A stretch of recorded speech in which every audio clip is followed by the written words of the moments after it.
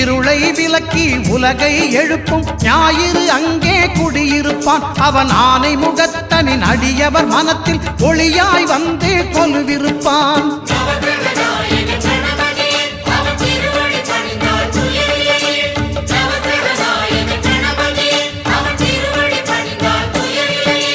ஒன்பது கோளும் ஒன்றாய் காண